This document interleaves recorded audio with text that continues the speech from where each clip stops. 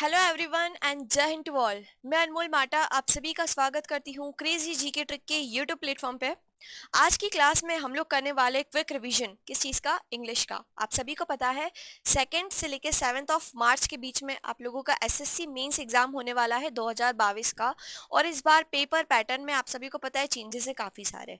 पहले अगर मैं बात करूँ तो हमारे 200 क्वेश्चंस पूछे जाते थे इंग्लिश के, बट इस बार हमारे टोटल 45 क्वेश्चंस पूछे जाएंगे। पहले एक क्वेश्चन का 1 मार्क्स होता था, बट अब एक क्वेश्चन के 3 मार्क्स रहेंगे। दैट मीन्स टोटल 135 मार्क्स का आपका पेपर रहने वाला है इंग्लिश की, अगर मैं बात करूं तो, है ना। और इस बार तो आपको पता है मैथ्स, रीजनिंग और साथ ही साथ जीएस कंप्यूटर को भी ऐड कर दिया गया है। दैट मीन्स पेपर अच्छा खासा होने वाला है। और जो मेरिट बनने वाली है वो भी इसी पेपर से बनने वाली है। दैट मीन्स 360 में से आप लोग कितने मार्क्स स्कोर कर रहे हो वही आपका फाइनल मेरिट लिस्ट बताएगा। अगर मैं सिर्फ इंग्लिश की बात करूं तो पहले 200 क्वेश्चंस होते थे और हर क्वेश्चन का अलग अलग वेटेज होता था। जैसे सिनोनिम्स आपके 10 आते थे, सिनोनिम्स 5 आते थे, एंटोनिम्स 5 आते थे, वन वर्ड सब्स्टिट्यूशन 10 आते थे। क्लोज टेस्ट के भी अराउंड 20-25 क्वेश्चंस रहते थे।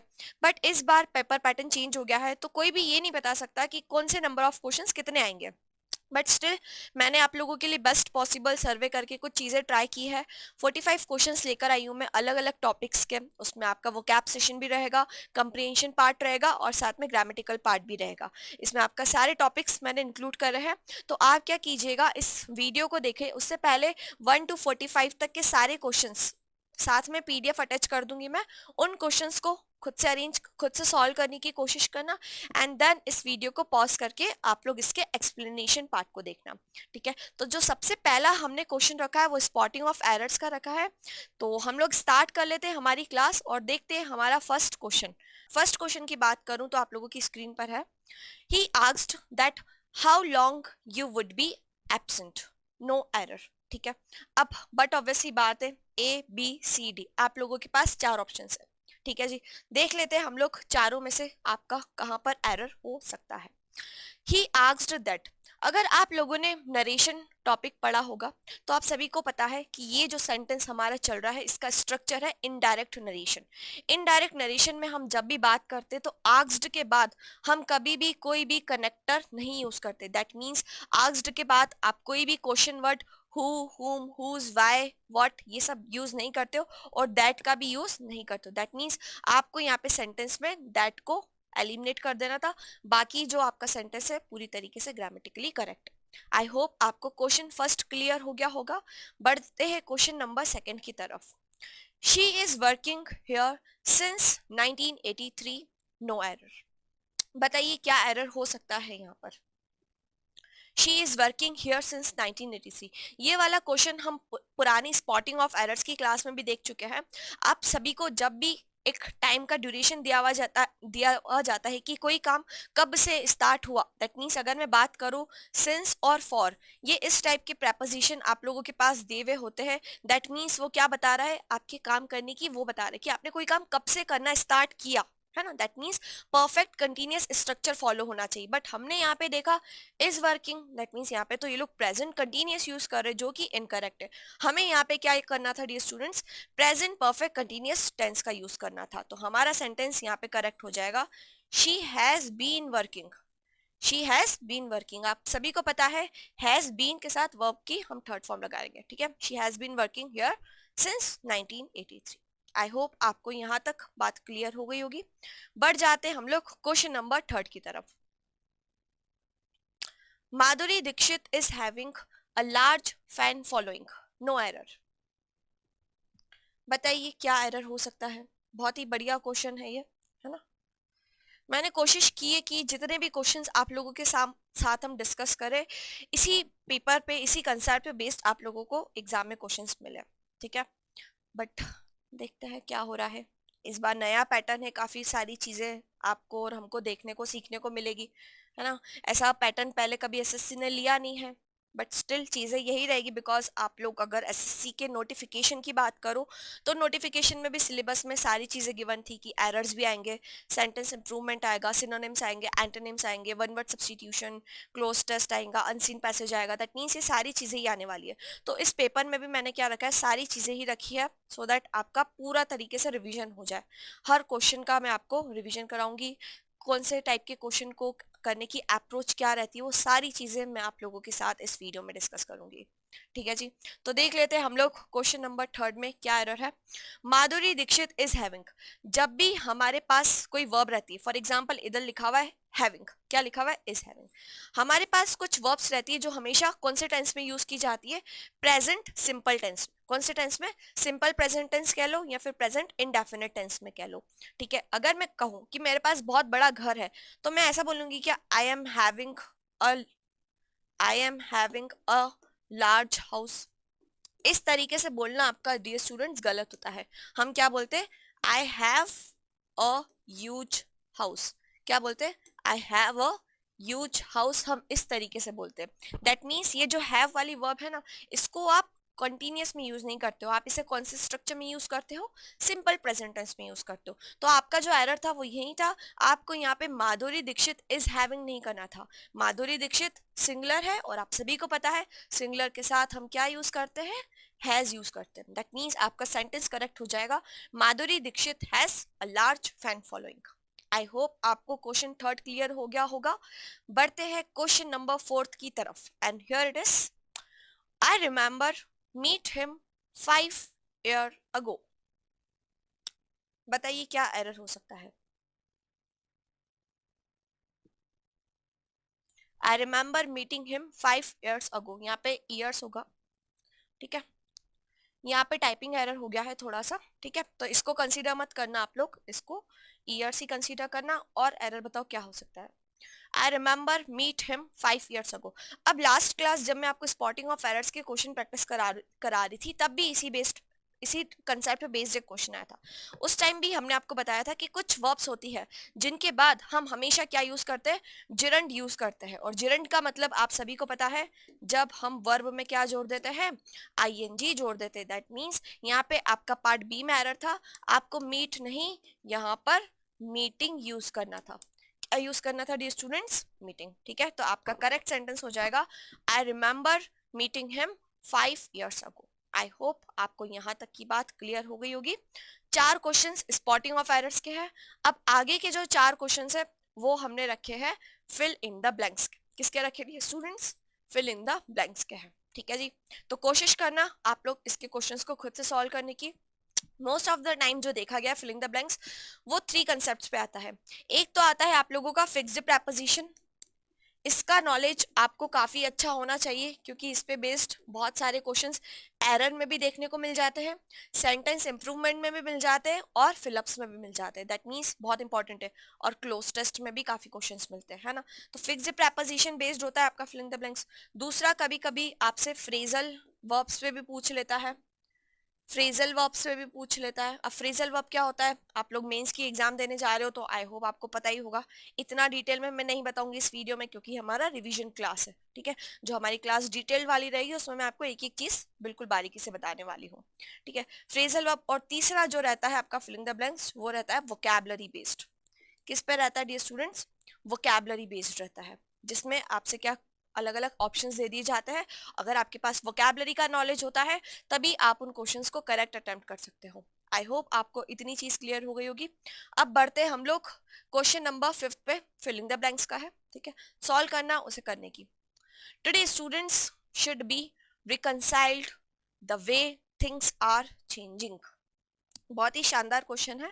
देखो यहाँ पे रिकंसाइल दिया हुआ है, ये वर्ब है और जो ऑप्शन है वो प्रेपोजिशन के। दैट मींस ये क्वेश्चन है आपका फिक्स्ड प्रेपोजिशन का।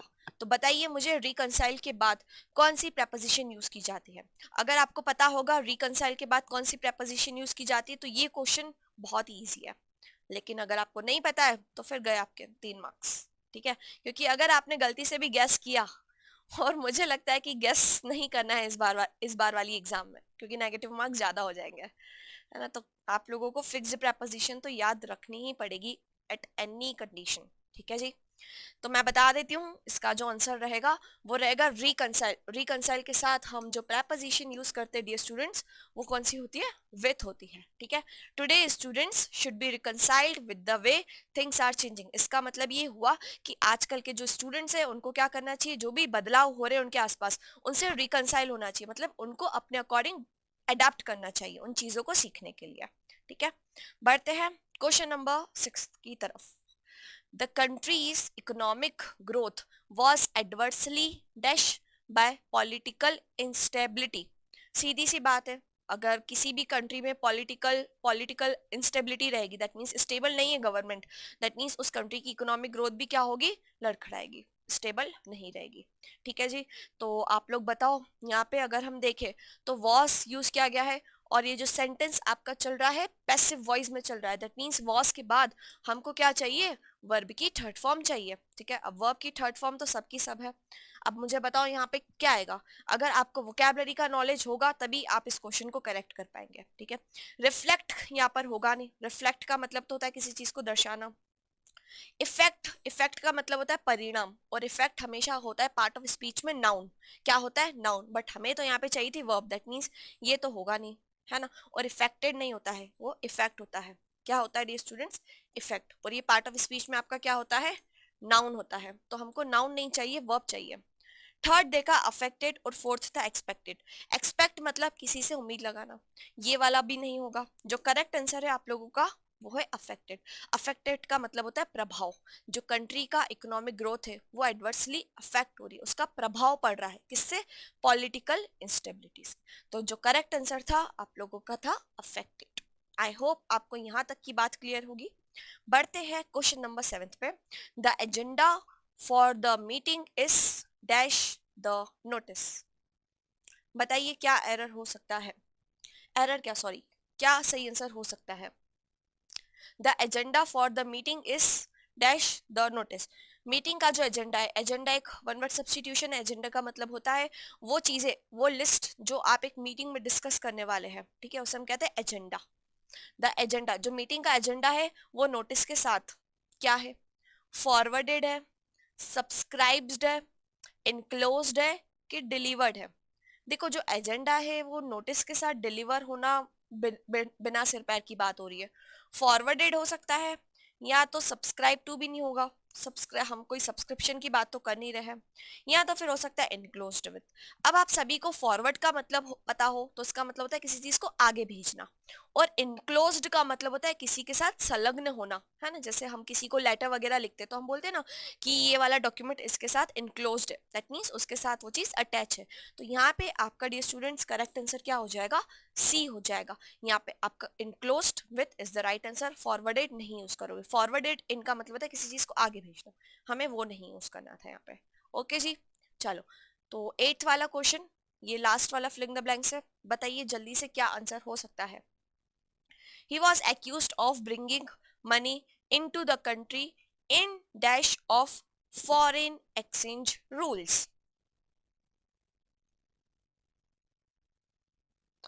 देखिए चार ऑप्शंस आप लोगों के पास गिवन है यहाँ पे, एंटिसिपेशन, कंपेंसेशन, परपिट्रेशन या वॉयलेशन।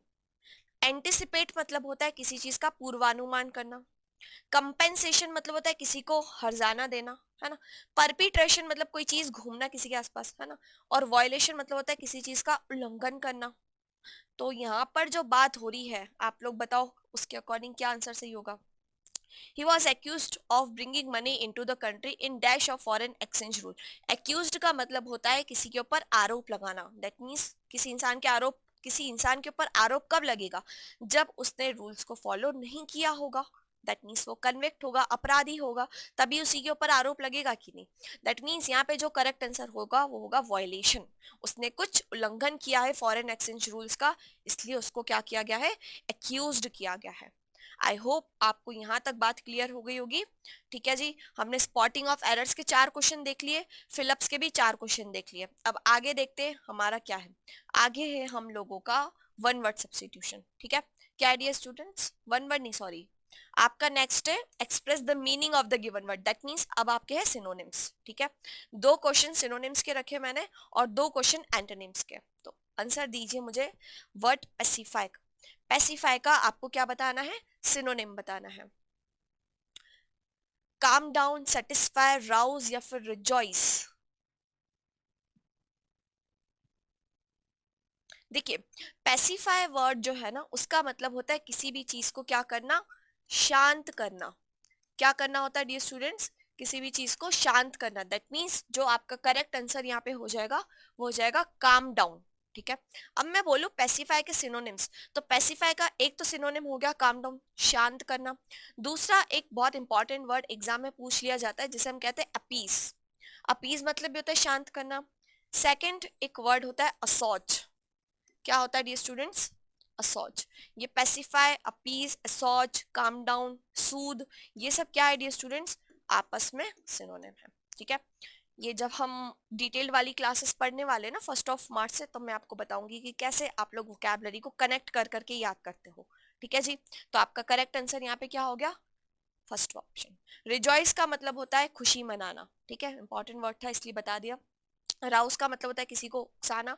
सेटिस्फाई तो पता है संतुष्ट। नेक्स्ट वर्ड है tedious, again very important word. Tedious का आपको बताना है सिनोनिम। 4 ऑप्शंस आप लोगों के सामने गिवन है, डेवियस, डल, डिस्टिंक्टिव या फिर डेरोगेटरी। बताइए क्या आंसर हो सकता है इसका? टीडियस। टीडियस का जो करेक्ट आंसर होगा वो होगा डल। टीडियस का मतलब होता है समथिंग विच इज बोरिंग, है ना, जिस चीज में आपको इंटरेस्ट ना आए बिल्कुल भी, है ना, बोरिंग हो, उसे हम क्या कहते हैं? टीडियस। तो टीडियस के सिनोनिम की अगर मैं बात करूं तो टीडियस का हो गया एक बोरिंग, दूसरा हो गया डल, तीसरा क्या होगा? मोनोटोनस। क्या होगा डियर स्टूडेंट्स? मोनोटोनस। तो याद रखना, टीडियस, डल, बोरिंग, मोनोटोनस, अनइंटरेस्टिंग, ये सब क्या है? टीडियस वर्ड के सिनोनिम है। ओके जी, आई होप आपको यहाँ तक चीजें क्लियर हो रही होगी। बढ़ जाते हैं हम लोग आगे। अब आगे जो आपके क्वेश्चन है वो है अपोजिट। अपोजिट दैट मीन्स अब आपको एंटोनिम बताना है। ठीक है, वर्ड का आपको अपोजिट बताना है, तो सोच समझ के जवाब दीजिए। क्वेश्चन आपकी स्क्रीन पर है। बारबरस। बारबरस वर्ड का आपको क्या बताना है? एंटोनिम बताना है। 4 ऑप्शन है, इम्प्रूव्ड, कॉर्डियल, सिविलाइज्ड या फिर मॉडिफाइड। देखते हैं कौन हमें करेक्ट आंसर बता रहा है इस क्वेश्चन का। देखो, बारबरस वर्ड का मतलब होता है क्रूर। क्या होता है भैया? क्रूर। और एक और वर्ड होता है जिसे हम कहते हैं अभद्र। क्या होता है डियर स्टूडेंट्स? क्रूर या फिर अभद्र। दो तरीके से हम इस वर्ड को यूज करते हैं। एक तो बार्बरस का मतलब होता है वो आदमी जो बहुत ही ज्यादा क्रूअल हो, गुस्से वाला हो, जिसमें दूसरे के प्रति कोई भी संवेदना नहीं हो, उसे हम कहते हैं बार्बरस। और दूसरा होता है गांव वाला, है ना, गांव वाला आदमी जो बहुत ही अनसिविलाइज्ड पर्सन हो, जिसे हम कहते हैं अनसोफिस्टिकेटेड पर्सन, जिसमें मैनर नहीं हो, किसी भी काम को करने का तौर तरीका नहीं पता हो, उसे भी हम क्या कहते हैं? बार्बरस कहते हैं। तो हमको यहाँ पे उसका अपोजिट बताना है, तो उसका अपोजिट यहाँ पे क्या हो जाएगा? सिविलाइज्ड। क्या हो जाएगा डियर स्टूडेंट्स? सिविलाइज्ड। बार्बरस का अपोजिट सिविलाइज्ड। सिविलाइज्ड का मतलब जिस इंसान में सारे तौर तरीके हो, सारी चीजें पता हो कि कौन काम कैसे, कौन सा काम किस तरीके से करना चाहिए। ठीक है जी, तो याद रखना, इंपॉर्टेंट वर्ड था, एग्जाम में पहले भी कई बार पूछा गया है। एक वर्ड इधर लिखा हुआ है कॉर्डियल। कॉर्डियल वर्ड भी इंपॉर्टेंट है, एग्जाम में पूछा गया है। कॉर्डियल वर्ड का मतलब होता है मिलनसार, है ना, किसी के साथ जब अपने अच्छे फ्रेंडली रिलेशंस होते हैं ना, उसे हम क्या कहते हैं? कॉर्डियल। आई होप आपको यहाँ तक क्लियर हो गया होगा। बढ़ जाते हैं क्वेश्चन नंबर 12 की तरफ। अगेन आपका जो क्वेश्चन है एंटोनिम का है, डिलीजेंट वर्ड। ये वर्ड बहुत बार एग्जाम में पूछा गया है। ठीक है, डिलीजेंट वर्ड का आपको क्या बताना है? एंटोनिम बताना है। ठीक है, डिलीजेंट की अगर मैं बात करूं तो इसका मतलब होता है परिश्रमी। क्या होता है डियर स्टूडेंट्स? परिश्रमी। परिश्रमी मतलब वो आदमी जो हमेशा क्या करता है? बहुत ज्यादा मेहनत करता है। जैसे आप लोग अपनी अपनी पढ़ाई के लिए बहुत ज्यादा मेहनत करते हो, रात दिन एक करते हो, है ना, तो आप लोग क्या हो? डिलीजेंट हो, अगर करते हो तो। और नहीं तो फिर आप क्या हो? तो फिर आप हो लेजी। क्या हो डियर स्टूडेंट्स? लेजी हो। आई होप आप में से कोई लेजी नहीं होगा भाई, है ना, क्योंकि मेहनत करोगे तभी सफलता मिलेगी, नहीं तो बैठे रहो भैया, सालों साल पढ़ते रहो कंपटीशन में। भीड़ है, भीड़ का हिस्सा बनते चलो, पर हमें भीड़ चाल में नहीं चलना है, हमें अकेले चलना है ना।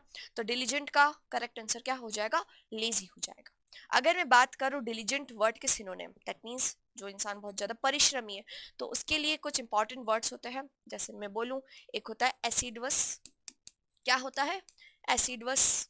दूसरा एक वर्ड होता है जिसे हम कहते हैं हार्ड वर्किंग, जो इंसान बहुत ज्यादा मेहनत करता है। और तीसरा वर्ड होता है लेबोरियस।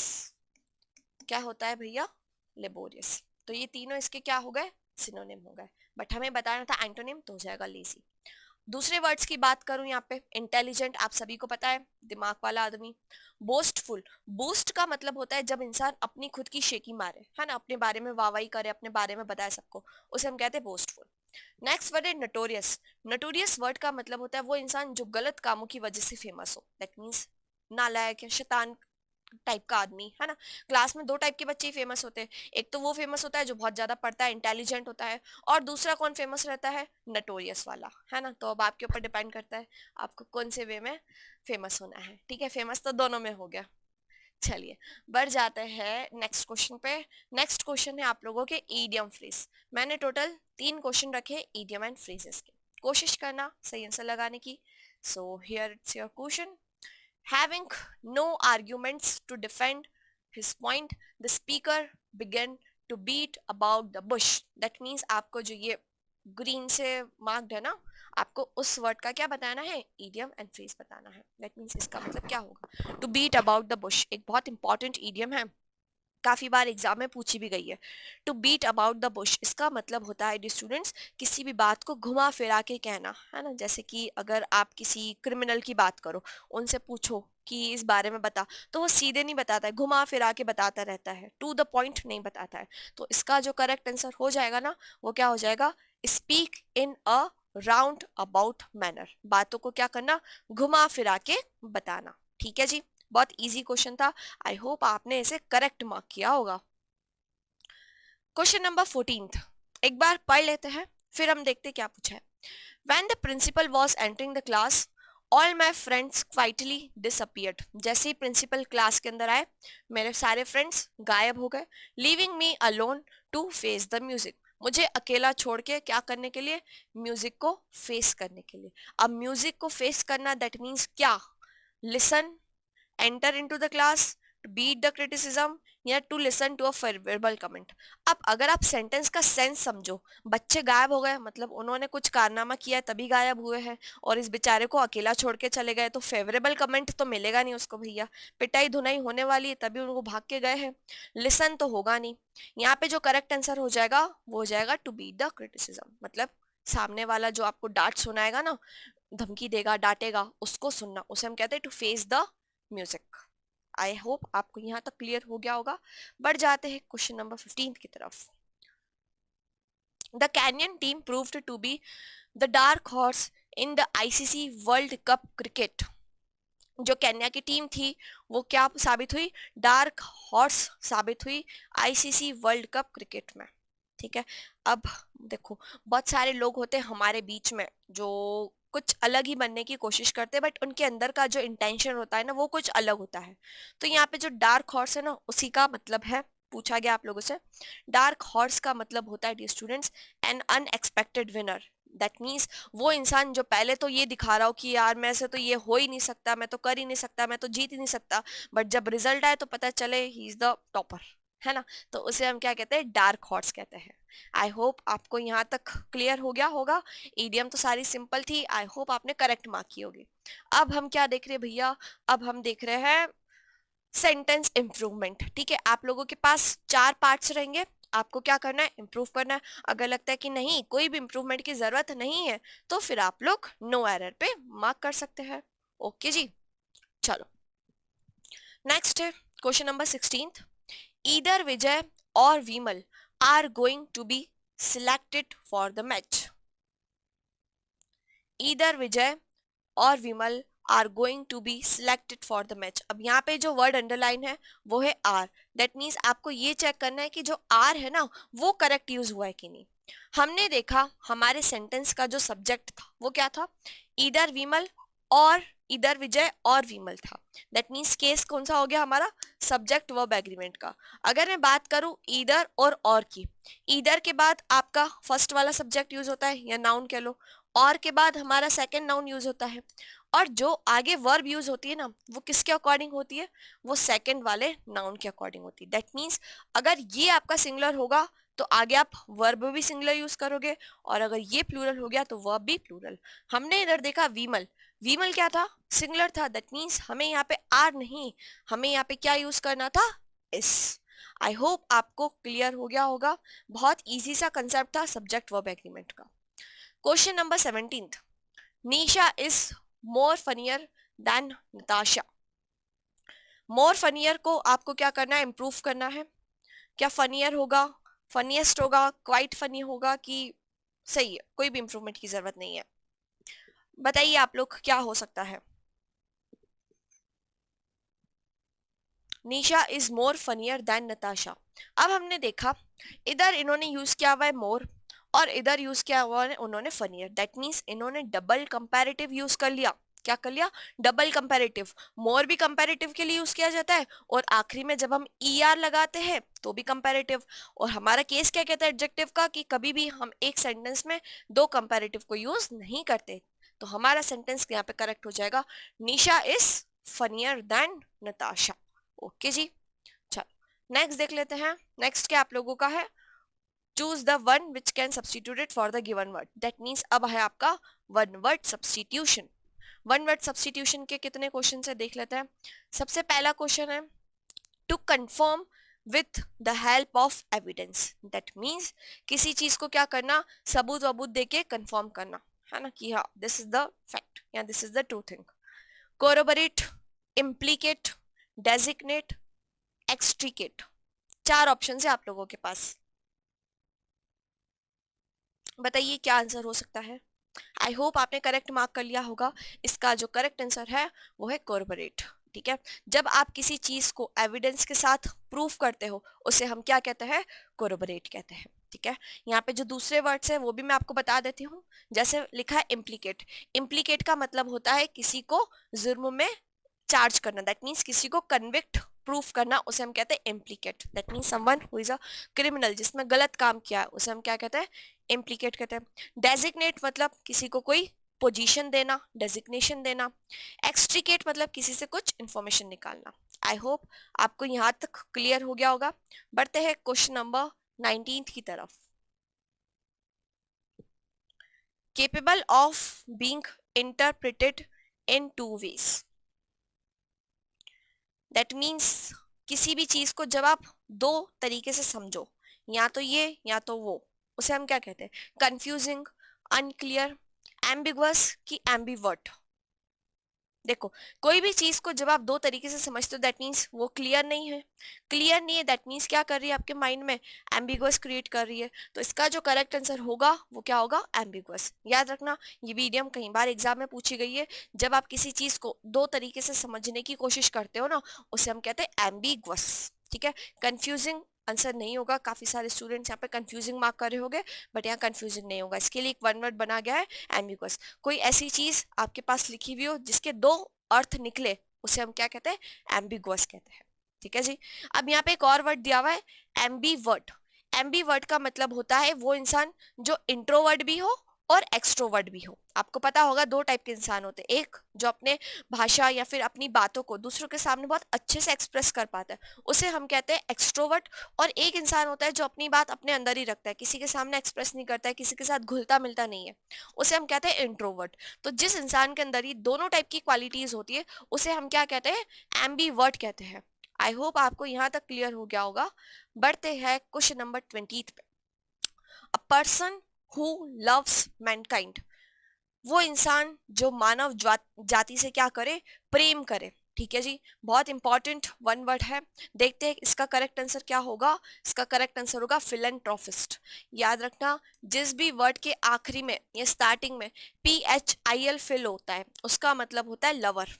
क्या होता है, लवर। ये क्या है, रूट है। फाइल मतलब PHIL या PH, इसका मतलब होता है लवर। और जब भी किसी वर्ड में क्या लिखा हुआ हो, मीसो लिखा हो, तो मीसो रूट वर्ड है किसका, हेट का, नफरत का। किसका रूट वर्ड है, नफरत का। एक और वर्ड होता है एंथ्रो। एंथ्रो रूट वर्ड होता है किसका, मानव जाति का, ह्यूमन रेस का। ठीक है, तो ये कुछ रूट वर्ड आप लोगों के सामने मैंने लिखे हैं, ये भी एग्जाम में पूछे जा सकते हैं, इस पे बेस्ड क्वेश्चंस। तो यहाँ पर देखो मिसएंथ्रोप लिखा था, मिस मिसो आ गया मतलब नफरत। किससे नफरत, मानव जाति से। मिसएंथ्रोप का मतलब हो गया वो इंसान जो मानव जाति से क्या करता हो, हेट करता हो। एंथ्रोपोलॉजी, लॉजी का मतलब होता है किसी भी चीज की स्टडी। क्या होता है भैया, किसी भी चीज की स्टडी। तो जो इंसान मानव जाति की क्या करता है, स्टडी करता है, ह्यूमन रेस की स्टडी करता है, उसे हम कहते हैं एंथ्रोपोलॉजिस्ट। ठीक है, और ये तो हमारा करेक्ट आंसर था ही। मर्सनरी मतलब क्या होता है? वो इंसान जो सिर्फ पैसों के लिए काम करे। क्या होता है? वो इंसान जो सिर्फ पैसों के लिए काम करे, उसे हम कहते हैं मर्सिनरी। आई होप आपको यहाँ तक की बातें क्लियर हो गई होगी। बढ़ जाते हैं question number next. Next question क्या है जरा देख लेते हैं हम लोग।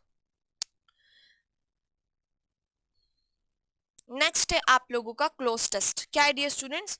क्लोज टेस्ट है, ठीक है। क्लोज टेस्ट आप लोगों को पता ही होगा कैसे सॉल्व करते हैं। अब देखो आप लोगों की 2 से 7 मार्च के बीच में एग्जाम है। अब बट ऑब्वियस ही बात है, आप लोगों को मैं अभी तो सिखाऊंगी नहीं क्लोज टेस्ट को सॉल्व करने की अप्रोच क्या होती है, बट हाँ, जो 1 मार्च से हमारा बैच स्टार्ट होने वाला है उसमें मैं आपको सारी चीजें बहुत डिटेल में बताऊंगी, ठीक है जी। तो अभी यहाँ पर हम क्या कर रहे हैं? क्लोज टेस्ट सॉल्व कर रहे हैं। टोटल हम लोगों ने कितने क्वेश्चन रखे हैं? 10 क्वेश्चंस रखे हैं, ठीक है। इन 10 क्वेश्चन का मुझे करेक्ट आंसर देने की कोशिश करना, ठीक है। क्वेश्चन नंबर 21 है। पहले क्या होता है, जब भी क्लोज टेस्ट आपके सामने आता है तो पहले आपको फर्स्ट, सेकंड या थर्ड का आंसर नहीं ढूंढना होता है। पहले हमें क्लोज टेस्ट को पूरा रीड करना होता है। तो एक बार हम क्या करेंगे, इस क्लोज टेस्ट को रीड कर लेते हैं। क्या लिखा है इधर? Indu Dida loved to wear saris. Okay, उन्हें साड़ीज पहनना पसंद था। Her collections which Sonia inherited. उनके जो कलेक्शन थे जो उन्होंने सोनिया से लिए थे वो ज्यादा रिमार्केबल थे। रिमार्केबल मतलब बहुत ज्यादा अच्छे थे। For not only taste, taste के लिए नहीं बट उनकी वीव्स के लिए भी। वीव्स मतलब डिफरेंट डिफरेंट टाइप्स की जो बुनाई होती है ना, उसके लिए। And traditional representation. I do not think any other public figure. मुझे नहीं लगता कि कोई और पब्लिक फिगर होगा 5 सालों में जिन्होंने इतनी अच्छी साड़ीज को क्या किया होगा, एक्वायर किया होगा। डिस्टिंक्ट मतलब अलग अलग टाइप की। एज दीदा डिड, जैसा कि दीदा ने किया है। You noticed this fact when meeting her. आप ये चीज तब नोटिस करोगे जब आप उनसे मिलोगे। You not only joint her circle of dash person. आप सिर्फ उनका सर्कल ही ज्वाइन नहीं करोगे, उन पर्सन्स का जो ट्रेडिशनल में क्या है, टेक्सटाइल्स में इन्वॉल्व है। आपको चांस भी मिलेगा to bring her to the cause you are espousing. Now this was very rare. That means अब जो से मिलने का चांस है वो बहुत ही रेयर है। पहले वो सबसे मिला करते थे बट अब वो बहुत रेयर है। स्पेशल पर्सनालिटी, कुछ अलग पर्सनालिटी वो बन गए हैं, ठीक है। तो आप लोगों के पास टोटल 10 क्वेश्चन है क्लोज टेस्ट के। तो कोशिश करो मुझे इसका सही आंसर बताने की। फर्स्ट है आप लोगों का 21 वाला, ठीक है। 21 का मुझे बताइए क्या आंसर करेक्ट हो सकता है। Indu Dida loved to wear saris. Her dash collections. अब उसका कलेक्शन। अब मुझे बताओ, यहाँ पे 4 ऑप्शंस गिवन है। ये वाला जो क्वेश्चन है पूरा वोकैबुलरी बेस्ड है। अगर आपको इन चारों का मतलब पता होगा ना, तभी आप सही आंसर पे पहुंच पाओगे। जब भी क्लोज टेस्ट आता है तो सबसे अच्छा तरीका होता है ऑप्शन को एलिमिनेट करते जाओ। जो ऑप्शन लग रहा है कि नहीं हो सकता है उसे क्या कर दो, एलिमिनेट कर दो। जैसे मैं बात करूं यहाँ पे पिक्यूलर। पिक्यूलर का मतलब होता है जो चीज क्या हो, अजीब हो। अब यहाँ पे कोई अजीब से कॉन्टेक्स्ट का तो हो नहीं रहा है, हम तो कलेक्शन की बात करें। उसका कलेक्शन कोई अजीब तो है नहीं, अच्छा कलेक्शन है ना। दैट मीन्स इसको हम हटाएंगे। पर्टिकुलर भी नहीं होगा क्योंकि पर्टिकुलर, यहाँ पे पर्टिकुलर कनेक्शन की बात नहीं कर रहे हम, उसके कनेक्शन की बात कर रहे हैं। पर्सनल का मतलब होता है पर्सन एम्प्लॉयड, किसी भी जगह पे जो लोग काम करते हैं उसे हम कहते हैं पर्सनल। स्पेलिंग ध्यान से देखना। और फोर्थ जो है हमारे पास वो है प्राइवेट। हमारे जो करेक्ट आंसर है ना वो प्राइवेट ही है, ठीक है। हम उसके प्राइवेट कलेक्शंस की बात कर रहे हैं। किसकी बात कर रहे हैं डियर स्टूडेंट्स? उसके प्राइवेट कलेक्शन की। तो आपका यहाँ पे करेक्ट आंसर हो जाएगा हर प्राइवेट कलेक्शंस, ठीक है। Which Sonia inherited were remarkable for not only, for not only. अब आपको यहाँ पे बताना है क्या होगा। फॉर नॉट ओनली टेस्ट है। अब टेस्ट के पहले आपको बताना है एक्स्ट्रावेगेंट, गुड, वर्दी, सुटेबल। एक्स्ट्रावेगेंट का मतलब होता है खर्चीला। अब टेस्ट कभी खर्चीला हो सकता है क्या? बिल्कुल भी नहीं। टेस्ट गुड हो सकता है। वर्दी, अब वर्दी के बाद आप सभी को पता होगा फिक्स्ड प्रेपोजिशन हम यूज करते हैं ऑफ, बट यहाँ पे तो ऑफ है नहीं तो इसको भी हटा दो। सूटेबल के साथ भी हम प्रेपोजिशन यूज करते हैं फॉर, दैट मीन्स ये भी नहीं होगा। यहाँ पे जो करेक्ट आंसर होगा वो होगा आपका गुड, ठीक है जी। यहाँ पे आपका करेक्ट हो जाएगा for not only good taste but also the dash of weaves. Dash of weaves मतलब जो उसकी साड़ी थी उसमें क्या थे, वीव्स थे। अब वीव्स में क्या होगा, यूनिफॉर्मिटी। यूनिफॉर्मिटी का मतलब होता है समानता। अब किसी की साड़ी में समानता होगी तो उसकी साड़ी के बारे में लोग बात करेंगे क्या? नहीं, हम बात उसी की करते हैं जिसमें कुछ अलग होता है, डिफरेंट होता है। दैट मीन्स यूनिफॉर्मिटी तो होगा नहीं। मिक्सचर, साड़ी का मिक्सचर से कोई रिलेशन है क्या? बिल्कुल भी नहीं। एक्सटेंट मतलब होता है लंबा, दूर, है ना, एक्सटेंट मतलब पहुंच। अभी यहाँ पे इसकी भी बात नहीं हो रही है, यहाँ पे बात हो रही है वैरायटी की। किसकी बात हो रही है स्टूडेंट्स? वैरायटी की। तो करेक्ट आंसर आपका हो जाएगा not only good taste but also the variety of weaves. उनकी जो साड़ी थी उसमें अलग अलग टाइप की वेराइटी थी एंड ट्रेडिशनल रिप्रेजेंटेशन भी थे। I do not think any other public figure, मुझे नहीं लगता कि कोई और पब्लिक फिगर 5 डिकेट्स में इंडिपेंडेंस के बाद वॉज सो। अब आपको 24th में बताना है क्या ऑप्शन होगा। प्रेपोजिशन बेस्ड क्वेश्चन है, विथ, फॉर, इन और सिंस। बताइए यहाँ पे क्या आंसर हो सकता है? विथ, फॉर, इन की since. I do not think any other public figure dash the last 5 decade. अब देखो विथ तो होगा नहीं, विथ का मतलब होता है किसी के साथ, हमको यहाँ पे किसी के साथ की बात तो करनी नहीं थी। फॉर मतलब होता है का, की, के। अब के 5 सालों के, की, ऐसा भी कुछ बात नहीं हो रही है।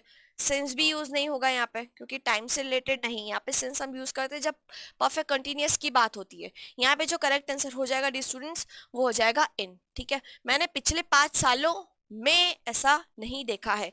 क्या? पिछले 5 सालों में ऐसा नहीं देखा है, जो क्या है, was so dash, was so dash to acquire saris. वो नहीं देखा है जो इतना ज्यादा क्या हो, सारीज को एक्वायर करने में। बट ऑब्वियस इच्छुक की बात होगी क्योंकि यहाँ पे उसका बताया जा रहा है कि उसके पास कितनी सारी टाइप की साड़ीज है।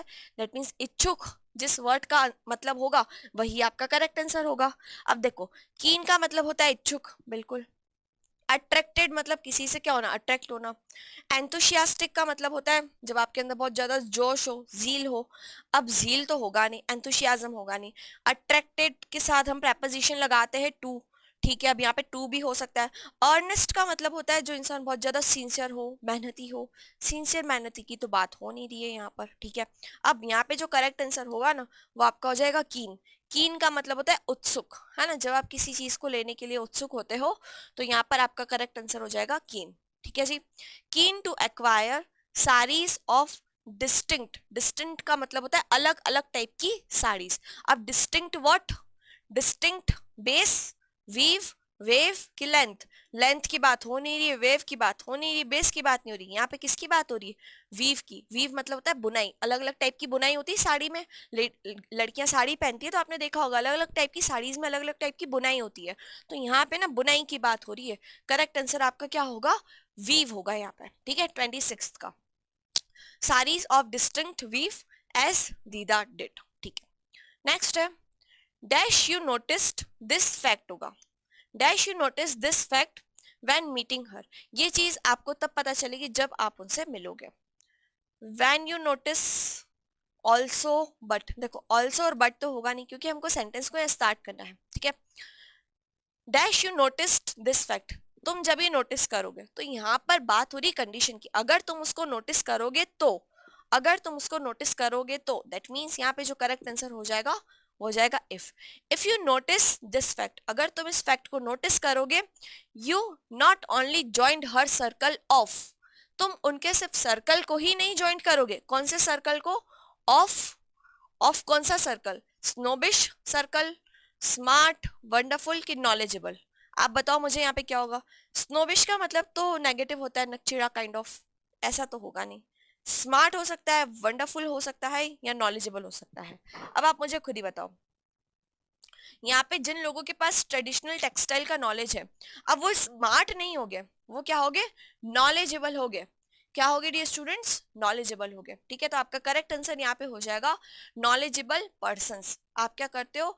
You not only join her circle of knowledgeable persons on traditional textiles dash also. अब एक चीज आप लोगों को पता होनी चाहिए, ये जो ब्लैंक है ना नेक्स्ट वाला, ये आपका चल रहा है नॉट ओनली। किससे चल रहा है? Not only. आप सभी को पता होगा कि नॉट ओनली के साथ हम हमेशा पेयर में क्या यूज करते हैं? बट ऑल्सो यूज करते हैं। दैट मीन्स यहाँ पे जो ब्लैंक आएगा ना नेक्स्ट वाला, यहाँ पे कुछ एरर है, यहाँ पर क्या होगा, बट ऑल्सो होगा। क्या होगा डियर स्टूडेंट्स, यहाँ पे याद रखना है जो 29th वाला ब्लैंक है ना, उसमें क्या होगा, बट ऑल्सो होगा। यहाँ पे इसमें कुछ पैसेज में एरर हो गया है, इसको मत देखना, इसको देखो। 29th में क्या हो जाएगा, बट ऑल्सो हो जाएगा। यहाँ पे जो हैंस, दस और सो है ना, ये सब ऑप्शंस एलिमिनेट हो जाएंगे। यहाँ पे करेक्ट आंसर क्या हो जाएगा, बट ऑल्सो। ठीक है जी, but also got a chance, उनको चांस भी मिलेगा to bring her, to bring her dash to the cause you were espousing, now this was very rare. अब मुझे बताओ, यहाँ पे नोटिस होगा, ऑब्जर्वेशन होगा, कंसर्न होगा कि अटेंशन होगा। अब देखो यहाँ पे लिखा हुआ है टू, दैट मीन्स प्रेपोजिशन क्या यूज की जा रही है, टू। अब आपको पता होना चाहिए, अगर फिक्स प्रेपोजिशन का नॉलेज है तो हम हमेशा अटेंशन के साथ क्या यूज करते हैं, टू यूज करते हैं, है ना। तो यहाँ पे करेक्ट आंसर आपका यही हो जाएगा। कंसर्न के साथ हम फॉर यूज करते हैं तो ये होगा नहीं। ऑब्जर्वेशन, नोटिस, ये दोनों भी यहाँ पे नहीं होंगे। करेक्ट आंसर यहाँ पे क्या हो जाएगा, attention. To bring her attention to the cause you were espousing, now this was very rare. ठीक है जी, आई होप आपको क्लोज टेस्ट समझ में आ गया होगा। एक छोटी सी ट्रिक बताती हूँ आपको, जब भी आप लोग एग्जाम में क्लोज टेस्ट को सॉल्व करो तो याद रखना हमारा काम क्या रहता है, हमारा काम रहता है कि ऑप्शंस को एलिमिनेट करो। जैसे अभी मैं क्या कर रही थी, हर क्वेश्चन में ऑप्शन को एलिमिनेट करती जा रही थी, तो आपका काम भी यही रहेगा, पहले ऑप्शन को हटाओ, तभी आप सही आंसर पे पहुंच पाओगे इजीली। ठीक है, जब हमारा माइंड इतने सारे ऑप्शन देखता है ना तो वो कंफ्यूज होने लगता है, तो हमारा काम क्या है, ऑप्शन को धीरे धीरे एलिमिनेट करते जाओ। ओके जी, आई होप आपको यहाँ तक की बात क्लियर हो रही होगी। बढ़ते हैं आगे। नेक्स्ट, नेक्स्ट है आप लोगों का अनसीन पैसेज। अनसीन पैसेज में आपको क्या करना होता है, एक छोटी सी ट्रिक बता देती हूँ।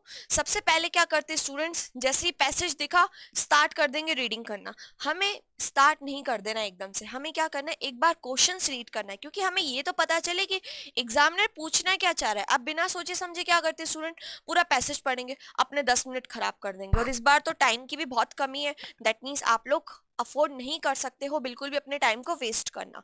ठीक है, तो आप लोग को क्या करना है, पहले क्वेश्चंस देख लेना है कि एग्जामिनर क्वेश्चन क्या क्या पूछ रहा है। जैसे अगर मैं बात करूं तो पहले 5 क्वेश्चंस को आप लोग रीड कर लो। फर्स्ट क्वेश्चन है, the passage emphasise the need for, passage किस चीज पे एम्फेसाइज कर रहा है, वो पूछा गया है। ठीक है जी, देख लेंगे हम। नेक्स्ट है, the writer is dissatisfied with the examiners because they test students। अब यहाँ पे राइटर जो है वो डिससेटिस्फाइड है, क्यों डिससेटिस्फाइड है उसका हमको क्या देखना है, रीजन देखना है। उसके बाद है आपका 33rd क्वेश्चन। यहाँ पे राइटर का इंटेंशन पूछा गया है कि बताइए भैया कि टॉपिक ऑफ डिस्कशन क्या है। ठीक है, फिर पूछा गया आप लोगों से objective of education, that means education का जो ऑब्जेक्टिव है वो क्या होना चाहिए।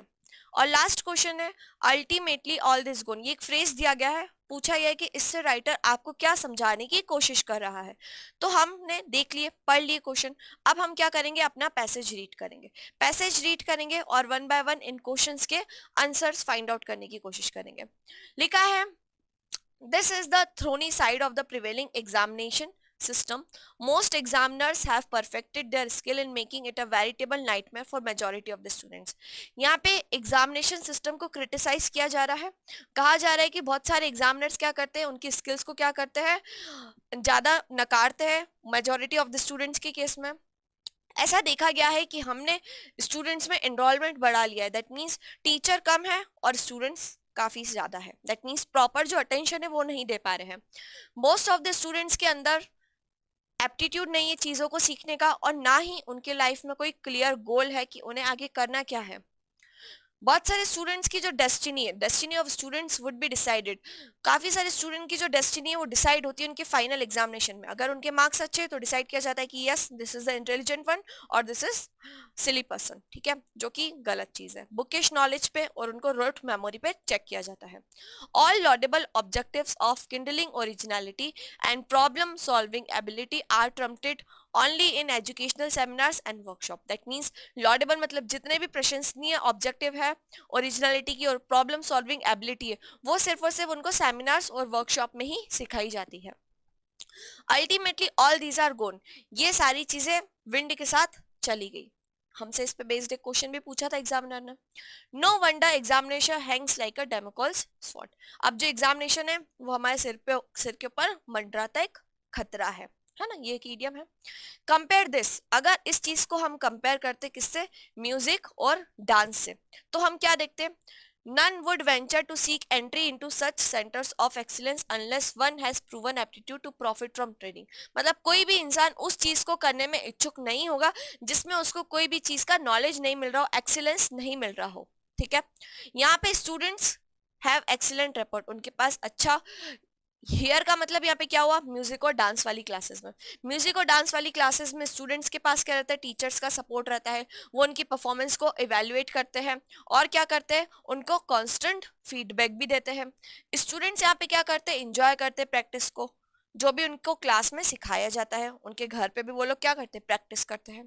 As they realise their progress, जैसे जैसे वो उनकी प्रोग्रेस को रियलाइज करते हैं कॉन्स्टेंट, वो क्या करते हैं, इस चीज को, एग्जामिनेशन को भी वेलकम करते हैं, मतलब वो खुद बोलते हैं कि हमारी एग्जाम लो, हमारा नॉलेज चेक करो। ठीक है, that means very good thing. Under the watchful guidance of committed teachers, किसके गाइडेंस में, जो टीचर्स उनके लिए कमिटेड है, जो उनके लिए कुछ करना चाह रहे हैं, है ना। Students grow and blossom out as well trained artist, और इसकी वजह से क्या होता है, जो स्टूडेंट्स वहां पे लर्निंग सीखते हैं वो आगे चल के बहुत अच्छे आर्टिस्ट बनते हैं। This is possible and feasible, ये चीज इसलिए पॉसिबल है क्योंकि जो टीचर और पीपल का रेशियो वो आइडियल है। दैट मीन्स अगर आपकी क्लास में 50 बच्चे हैं तो ऐसा नहीं कि सिर्फ एक टीचर, है ना, एक टीचर के पास में सिर्फ 25-30 बच्चे होना चाहिए। And the attitude of the learner is based on devotion and dedication, और जो बच्चा सीखना चाह रहा है कोई भी चीज, उसके अंदर कैसा एटीट्यूड हो, डिवोशन का एटीट्यूड हो, डेडिकेशन, वो चीज सीखना चाहे, ईगर हो, एंथुसियास्टिक हो। ऐसा नहीं कि उसको बस रटा रटाया ज्ञान दिया जा रहा है और उसे बोला जा रहा है कि आपकी एग्जाम है और आपसे एग्जाम में ऐसा ऐसा पूछा जाएगा, ऐसी बात नहीं है। ठीक है, तो आइए हम वन बाय वन क्वेश्चन देखते हैं। क्वेश्चन में लिखा है the passage emphasise the need for, आप सभी को पता है इस पैसेज में किस चीज के ऊपर एम्फेसाइज दिया जा रहा है, बार बार एम्फेसाइज दिया जा रहा है, ऐसा क्या कि डांस और म्यूजिक को कंपलसरी कर दो, ऐसी बात तो कहीं से कहीं तक पैसेज में बोली नहीं है। पैसेज में क्या बोला है, making examination an enjoyable experience, हाँ बिल्कुल ऐसा बोला है कि हमें एग्जाम को क्या करना चाहिए, कि इंजॉयबल एक्सपीरियंस की तरह देखना चाहिए। Seeking easy questions in the examination, ऐसा भी नहीं बोला है कि आप लोग इजी इजी पूछो, सिर्फ एग्जामिनर्स को वार्न करने का भी नहीं कहा है कि जो लोग स्टूडेंट्स को हैरस करते हैं। दैट मीन्स ये वाली बात आउट ऑफ द बॉक्स हो गई, कुछ भी कह रहे हैं, ये भी कुछ भी। दैट मीन्स जो करेक्ट आंसर है आपका क्या है, स्टूडेंट्स को क्या करना, इंजॉयबल एक्सपीरियंस, दैट मीन्स उनको एग्जाम देने में मजा आना चाहिए, उनके ऊपर बर्डन नहीं होना चाहिए। आ रही बात समझ। नाउ क्वेश्चन नंबर 32 देख लेते हैं। The writer is dissatisfied with the examiners because they test students। जो राइटर है वो dissatisfied है एग्जामिनर से, क्यों, क्योंकि वो स्टूडेंट्स का क्या चेक करते हैं, स्टूडेंट्स की मेमोरी चेक करते हैं, ओरिजिनलिटी चेक करते हैं, एप्टीट्यूड की क्रिएटिविटी। अब देखो क्रिएटिविटी तो चेक नहीं कर रहे, इसीलिए तो जो राइटर है वो डिससेटिस्फाइड है ना, इसको हटा दो। उनका एप्टीट्यूड भी नहीं चेक कर रहे हैं, है ना, वहां पे वो लोग क्या कर रहे हैं, उनकी मेमोरी चेक कर रहे हैं। देखो यहाँ पे गिवन था ना कि वो क्या करते, सिर्फ उनका बुकिश नॉलेज और रोट मेमोरी चेक करते हैं, जो कि चीज क्या है, गलत है। तो करेक्ट आंसर हमारा यहाँ पे क्या हो जाएगा, मेमोरी चेक कर रहे हैं उनकी, वो है ना, कि वो चीज कौन सी चीज कितने टाइम तक याद कर रहे हैं, वो ये चीज चेक कर रहे हैं, जो कि गलत है ना। अब हमको क्या करना है भैया, कि इस सन में ये वाली लड़ाई हुई थी, उससे स्टूडेंट की डिसीजन मेकिंग एबिलिटी तो इंप्रूव नहीं हो रही है ना, दैट मीन्स ये चीज गलत है, और राइटर इससे क्या है, दुखी है, डिससेटिस्फाइड है ना। चलो नाउ नेक्स्ट क्वेश्चन देखते हैं। The writer's intention to compare the topic of discussion with that of dance and music। Writer जो है वो यहाँ पे म्यूजिक और डांस के साथ क्या कर रहा है, डिस्कशन कर रहा है। उसका क्या इंटेंशन है, वो क्यों डिस्कस कर रहा है म्यूजिक और डांस को पढ़ाई के साथ, क्यों कर रहा है, देखते हैं हम। Show how students of dance and music enjoy not only learning but also examination, हाँ बिल्कुल है ऐसी बात। पॉपुलराइज डांस एंड म्यूजिक, अब ऑथर ऐसा डांस और म्यूजिक को लोगों के बीच में पॉपुलर बनाने की बात तो कर नहीं रहा है, इसको हटाओ भैया। कॉन्ग्रेचुलेट टीचर्स, टीचर्स को कॉन्ग्रेचुलेशन की बात तो कहीं से कहीं तक बोली ही नहीं है, पैसेज में कुछ भी बोल रहे हैं। Prove that dance and music alone can bring peace to us, ऐसी बात भी नहीं बोली पैसेज में। पैसेज में तो बस बोला है कि जो डांस और म्यूजिक को सिखाने का तरीका है वो काफी अच्छा तरीका है, स्टूडेंट्स उसमें क्या करते हैं, खुद से सीखने की कोशिश करते हैं, खुद का डेडिकेशन दिखाते हैं, दैट मीन्स ये बात भी नहीं बोली है। तो करेक्ट आंसर आपका क्या हो गया यहाँ पे, ऑप्शन ए हो गया। ओके जी, चलो नेक्स्ट देख लेते हैं हम लोग। According to the passage the objective of education should be, सभी को पता है अगर इस पैसेज की बात करें तो एजुकेशन का ऑब्जेक्टिव क्या होना चाहिए, एग्जेक्टिव होना चाहिए to teach dance music and drama to students in school, नहीं, ऐसी बात नहीं बोली है। To reduce teacher pupil ratio, ऐसी बोली है क्या? शायद हाँ। Not to test bookish rote memory, ये भी हो सकता है, ये भी हो सकता है। To encourage originality and problem solving ability, अब इन तीनों में से कुछ ऐसा हो सकता है, ठीक है। अब देखो, जो मेन ऑब्जेक्टिव है ना एजुकेशन का, वो क्या होना चाहिए? ऑथर बार बार क्या बोल रहा है कि ऑथर बार बार बोल रहा है कि हमें बुकिश नॉलेज नहीं देना है स्टूडेंट्स को, हमें ऐसा नॉलेज देना चाहिए जो उनके अंदर की ओरिजिनलिटी को क्या करे, इनकरेज करे, और उनके अंदर कौन सी एबिलिटी डेवलप हो, प्रॉब्लम सॉल्विंग एबिलिटी डेवलप हो। ये लास्ट वाले पैसेज, लास्ट वाली चीजों को जब हम पढ़ेंगे ना, तो हमें आइडिया होगा कि जो पैसेज का ऑब्जेक्टिव है ना, वो ये सारी चीजें नहीं है। ऑल्दो ऐसा बोलना चाह रहा है, लेकिन जो मेन ऑब्जेक्टिव है, बड़ा ऑब्जेक्टिव है, गोल है, वो क्या है कि स्टूडेंट्स के अंदर हम क्या इनकरेज करें, ओरिजिनलिटी इनकरेज करें, और उनके अंदर प्रॉब्लम सॉल्विंग एबिलिटी डेवलप हो। ठीक है जी, आई होप आपको यहाँ तक क्लियर हो गया होगा। बढ़ते हैं लास्ट पे। Ultimately all these are gone with the wind, धीरे धीरे ये सारी चीजें हवा के साथ बहती गई। ऑथर इससे क्या कहना चाह रहा है? इस वाले फ्रेज से ऑथर का कहने का तात्पर्य क्या है? एंजॉय द प्रिवेलिंग सिचुएशन, बिल्कुल भी नहीं, एंजॉय तो कर ही नहीं रहा है, वो तो अपना दुख प्रकट कर रहा है कि ये सारी चीजें अब धीरे धीरे चली गई, हाथ से निकल गई है ना। रिग्रेट कर रहा है कि हम क्या अपने जो ट्रू एजुकेशन का एम है वो भूल गए हैं। सेटिस्फेक्शन है, नहीं, उसको तो कोई सेटिस्फेक्शन है ही नहीं, वो तो डिससेटिस्फाइड है बिल्कुल। मजाक उड़ा है क्या टीचर और स्टूडेंट्स का? मजाक भी नहीं उड़ा रहा है, वो क्या कर रहा है, पछतावा, अपना रिग्रेट शो कर रहा है कि कैसे हम जो एजुकेशन के ट्रू एम्स है उसको भूलते जा रहे हैं धीरे धीरे। आ रही है बात समझ? तो जो करेक्ट आंसर है ना, वो आपका हो जाएगा ऑप्शन नंबर बी।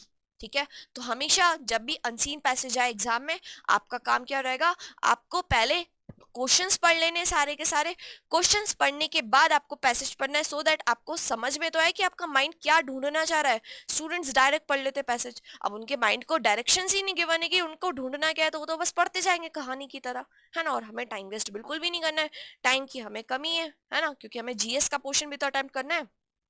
चलो, अब हम क्या देख रहे हैं? अब हम देख रहे हैं करेक्टली स्पेल्ड वर्ड, है ना। आपको पता है करेक्टली स्पेल्ड के भी क्वेश्चंस आते हैं। आप लोगों के सामने 4 स्पेलिंग्स गिवन है, इन चारों स्पेलिंग में से बतानी है आपको कौन सी करेक्ट है ना। देखो, ये वाली स्पेलिंग गलत है, ये भी गलत, ये भी गलत, जो करेक्ट स्पेलिंग है यहाँ पे ये है। ठीक है, याद रखना, कई बार एग्जाम में पूछी गई है। इसका मतलब क्या होता है? इसका मतलब होता है कामुक, है ना, लस्टफुल। नेक्स्ट स्पेलिंग देखते हैं। इररेलेवेंट की स्पेलिंग पूछी गई है। इररेलेवेंट की स्पेलिंग ये भी नहीं है, डबल आर आता है, डबल आर है। इररेलेवेंट, अब आप मुझे बताओ स्पेलिंग बी होगी कि डी? यहाँ पे जो करेक्ट आंसर होगा वो होगा डी। ठीक है, इररेलेवेंट, VANT वेंट होता है, ये वाला वेंट नहीं होगा। ठीक है, चलो अब आगे क्या है? एक्टिव वॉइस और पैसिव वॉइस के क्वेश्चन है। आपको पता है, अगर मैं पिछले साल की बात करूं तो कम से कम 25-25 क्वेश्चन आते थे एक्टिव वॉइस और पैसिव वॉइस के, है ना। अब इस बार तो वेटेज काफी कम हो गया, तो कम से कम 3 क्वेश्चन तो पूछे जा सकते हैं एक्टिव वॉइस से, है ना। तो मैंने भी कोशिश की कि आप लोगों के लिए 3 क्वेश्चन ऑलमोस्ट रखे हैं यहाँ पे, है ना। देखते हैं इसका करेक्ट आंसर क्या होगा। A massive search operation has been launched to nab the suspect, massive operation को लॉन्च किया गया है, दैट मींस ये ऑलरेडी पैसिव वॉइस में दिया है, हमको इसका एक्टिव वॉइस ढूंढना है ना। क्योंकि आपको पता है हैज बीन हम कब यूज करते हैं? पैसिव वॉइस में यूज करते हैं, हमें एक्टिव वॉइस देखना है। तो यहाँ पे देखो क्या होगा। अब जो मैसिव ऑपरेशन है वो बट ऑब्वियस है पुलिस, दैट मींस हमको यहाँ पे सब्जेक्ट चाहिए, डूअर चाहिए, और एक्टिव वॉइस में तो जो डूअर होता है उसको हमको स्टार्टिंग में लिखना होता है, दैट मींस पुलिस काम करेगा ये। अब पुलिस हैज बीन, हमने यहाँ पे स्ट्रक्चर देखा, कौन सा स्ट्रक्चर यूज हो रहा था? प्रेजेंट परफेक्ट हो रहा था, दैट मींस हमें यहाँ पे एक्टिव वॉइस में भी कौन सा स्ट्रक्चर देखना होगा? प्रेजेंट परफेक्ट वाला, हैज हैव के साथ वर्ब की थर्ड फॉर्म। तो यहाँ पे जो करेक्ट हो जाएगा वो हो जाएगा the police has launched a massive programme to nab the suspect.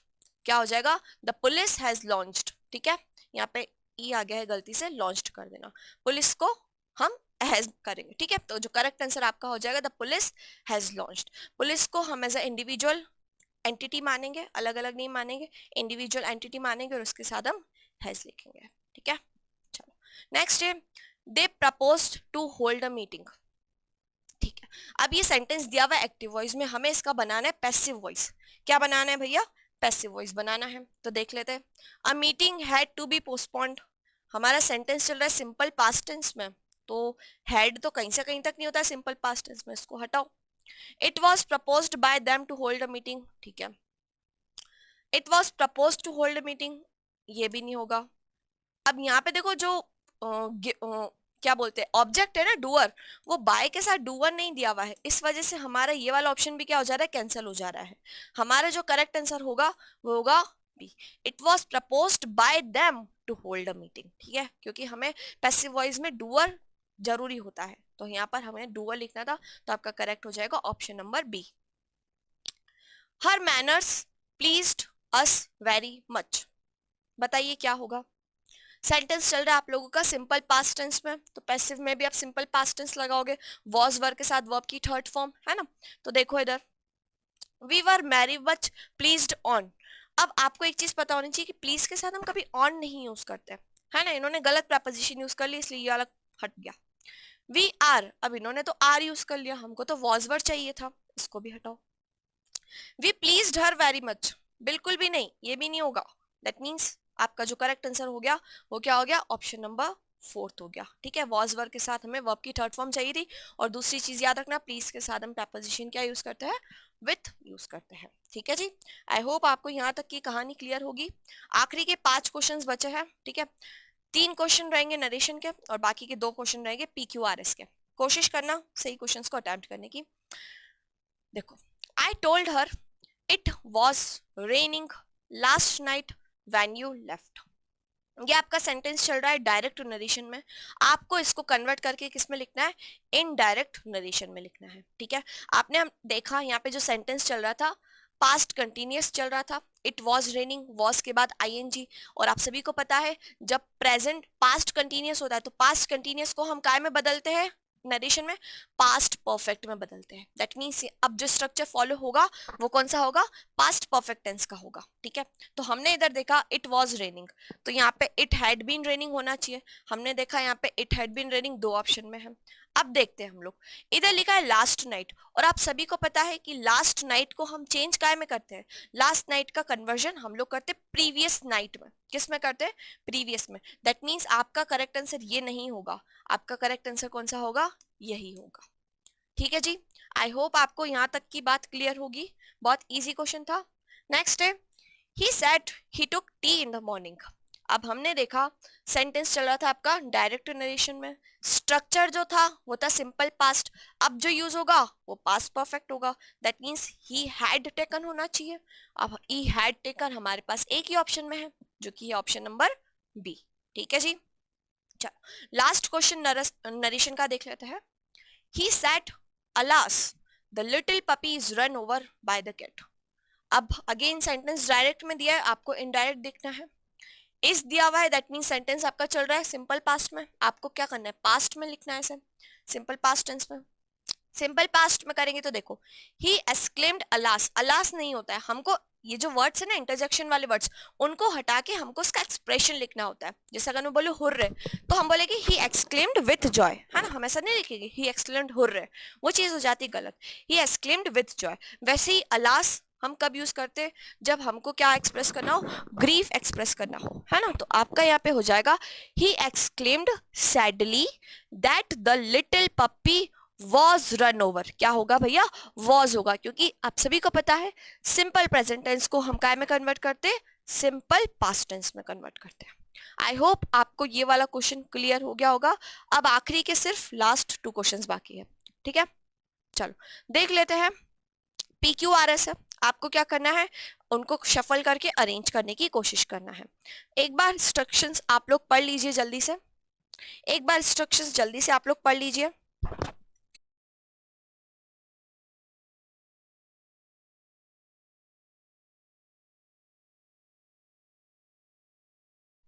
देखो पैसेज 1, अब यहाँ पे डियर स्टूडेंट्स आपको फर्स्ट और सिक्स्थ वाला गिवन है, बाकी के 20 की कहानी आपको क्या करनी है, सुलझा के लिखनी है। ठीक है, PQRS में सबसे इंपॉर्टेंट एक लिंक आपको बताते हैं, एक ट्रिक जो कि होती है link banana. Link banana that means किस के साथ कौन सा सेंटेंस आ सकता है, उन दोनों को देख लो, वो दोनों अगर साथ में दिख रहे 4 ऑप्शंस में से तो आपका डायरेक्टली करेक्ट आंसर वो हो जाता है। ठीक है, जब हम डिटेल वाली क्लास पढ़ेंगे 1 मार्च से, तो मैं आपको बहुत सारी ट्रिक्स बताने वाली हूँ कि कैसे आपको सॉल्व करना चाहिए PQRS को डिटेल में। ठीक है, अभी तो आपका रिविजन चल रहा है तो मैं फटाफट से आंसर बता दूंगी, है ना, और एक्सप्लेनेशन भी बताऊंगी। देख लेते हैं, मैनी पीपल ड्राइव, अब मैनी पीपल ड्राइव, ये था आपका सब्जेक्ट, ये था आपका वर्ब। दैट मीन्स अब आपको यहाँ पे किस चीज की रिक्वायरमेंट है, अब आपको यहाँ पे ऑब्जेक्ट की रिक्वायरमेंट है। अब हमने देखा होपलेसली होगा नहीं स्टार्टिंग में, देयर ओन हमको चाहिए ऑब्जेक्ट, ऑब्जेक्ट चाहिए तो देखो the roads would become but if everyone did. अब हमने यहाँ ध्यान से देखा कि ये तो होगा नहीं क्योंकि ये तो एडवर्ब है, होपलेसली जाम्ड है ना। Many people drive, many people क्या ड्राइव करते हैं, अब ऑब्जेक्ट चाहिए, अब ऑब्जेक्ट तो हमारा क्या होता है, नाउन होता है। तो हमने देखा ये जो कार था ना ये हमारा नाउन था और इसके पहले इन्होंने प्रोनाउन यूज किया था। दैट मीन्स हमारा जो सेंटेंस की सीक्वेंस होगी वो स्टार्ट होगी क्यू से, और क्यू से स्टार्ट होने वाली हमारी कौन से है, दो है। हमने देखा क्यू के साथ एस है, क्यू के साथ एस है। अब हमको आइडेंटिफाई करना है कि आरपी होगा कि पीआर होगा। एक बार पढ़ लेते हैं। Many people drive their own cars to work but if everyone did this, but अगर सब लोग ऐसा करेंगे तो क्या होगा, क्या होगा, द रोड्स वुड बिकम। अब बट ऑब्वियसली बात है डिड दिस के बाद हमको चाहिए था सब्जेक्ट, सब्जेक्ट चाहिए था तो हमारा सेंटेंस जो है आर पहले आएगा फिर पी आएगा, है ना। तो आपका करेक्ट हो जाएगा ऑप्शन नंबर ए। पूरा एक बार पढ़ लेते हैं। Many people drive their own cars to work but if everyone did this the roads would become hopelessly jammed specially during rush hours. I hope आपको समझ में आया होगा। कभी कभी एग्जाम में क्या होता है डायरेक्टली हम लोग फर्स्ट वाला सेंटेंस आइडेंटिफाई कर देते हैं और चारों ऑप्शन में से सिर्फ एक ही ऐसा सेंटेंस होता है जो क्यू से स्टार्ट हो रहा हो, तो हम क्या करते हैं तीनों ऑप्शंस को एलिमिनेट करते और फटाफट से हमारे सही आंसर पे पहुंच जाते 1 मिनट के अंदर। ठीक है जी, चलो लास्ट क्वेश्चन देख लेते हैं। The harnessing of our rivers dash dash dash dash और sixth and dealt with on national lines. अब आपको बताना है यहाँ पे करेक्ट आंसर क्या होगा, ए बी सी डी। ठीक है, देखो यहाँ तो सेंटेंस आर से स्टार्ट होगा या तो क्यू से होगा, है कि नहीं। अब हम पहले ये आइडेंटिफाई करते कि आर से होगा कि क्यू से होगा। हमने देखा the harnessing of our reverse, ये आपका पूरा का पूरा चल रहा है क्या सब्जेक्ट। ठीक है, अब हम देखते हैं आगे हमको क्या रिक्वायरमेंट है। The harnessing of our reverse, P तो है नहीं स्टार्टिंग में, द वाटर्स ऑफ विच या फिर क्या, द वाटर्स ऑफ विच या तो फिर विच मस्ट बी कंसीडर्ड। अब आप लोग मुझे बताइए कि क्यू से सेंटेंस स्टार्ट होगा कि आर से स्टार्ट होगा। एक बार हम क्यू से देख रहे हैं कि स्टार्ट हो रहा है। The harnessing of our rivers the waters of which now mostly run to waste is a great national problem and dealt with on national lines. अब आप लोग बताइए, ये बहुत ट्रिकी क्वेश्चन है, बहुत ही बढ़िया क्वेश्चन है। देखते हैं इसका करेक्ट आंसर क्या होगा। देखो आर से तो सेंटेंस की स्टार्टिंग नहीं होगी, है ना, आर से सेंटेंस की स्टार्टिंग नहीं होगी तो ये दोनों तो हट गए भैया। अब यहाँ तो क्यू एस आर भी होना चाहिए या क्यू एस पी आर होना चाहिए। तो एक बार हम देख लेते हैं। The harnessing of our rivers the waters of which now mostly run to waste is a great national problem which must be considered and dealt with on national lines. That means R और 6 की क्या चल रही है, pairing चल रही है। R और 6 साथ में होना चाहिए तो आपका जो करेक्ट हो जाएगा वो हो जाएगा ऑप्शन नंबर बी। क्या हो जाएगा डियर स्टूडेंट्स, हम क्या करते हैं विच मस्ट बी कंसीडर्ड, हमें उसे कंसीडर करना चाहिए और डील करना चाहिए with on national line. That means यहाँ पे भी वर्ब की सेकंड थर्ड फॉर्म यूज की गई थी और यहाँ पे भी वर्ब की थर्ड फॉर्म है। ये दोनों क्या है आपस में कनेक्ट कर रहे एक दूसरे को, और जब कनेक्ट कर रहे तो साथ साथ में यूज होने थे। दैट मीन्स आर आखिरी में आएगा फिर 6 आएगा। दैट मीन्स हमारा सही ऑप्शन क्या हो गया, ऑप्शन नंबर बी हो गया। ठीक है जी, तो आई होप आपको यहाँ तक की चीजें क्लियर हो गई होगी। सारे क्वेश्चंस हम लोगों ने डिस्कस कर लिए हैं। 45 क्वेश्चंस में से आप लोगों का कितना स्कोर रहा मुझे प्लीज याद से शेयर करना। ठीक है, और एक छोटी सी ट्रिक या टिप बोलो मैं वो भी आपको देना चाहूंगी at the end of the video. वो ये है कि इस बार जो आपका क्वेश्चन रहेगा वो 3 मार्क्स का है। कितने मार्क्स का है स्टूडेंट्स, 3 मार्क्स का है। दैट मीन्स अगर आप नेगेटिव मार्किंग करते हो तो आपके 4 मार्क्स डिडक्ट हो जाएंगे। कैसे, 3 मार्क्स जो आपको सही होने के मिलने थे और 1 मार्क्स नेगेटिव का। दैट मीन्स एक क्वेश्चन आपके 4 मार्क्स ले डूबेगा, जो कि आप बिल्कुल भी एफर्ट नहीं कर सकते हो।